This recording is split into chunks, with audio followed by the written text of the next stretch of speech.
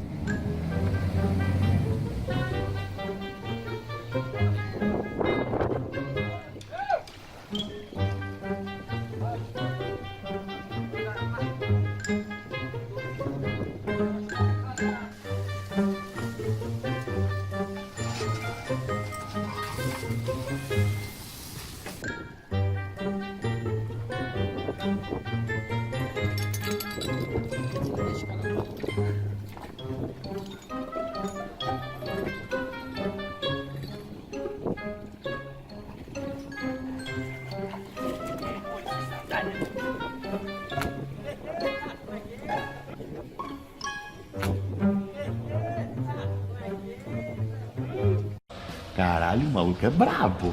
Porra! É.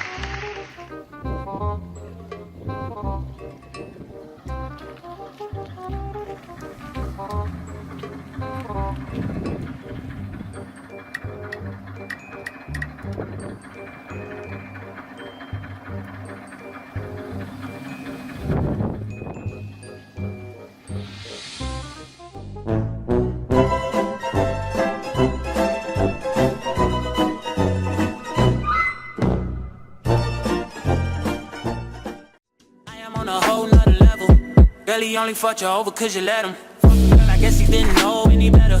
Girl, that man didn't show any ever. Do all I can just to show you you're special. Certain it's your love that holds me together. And you say he been killing the vibe.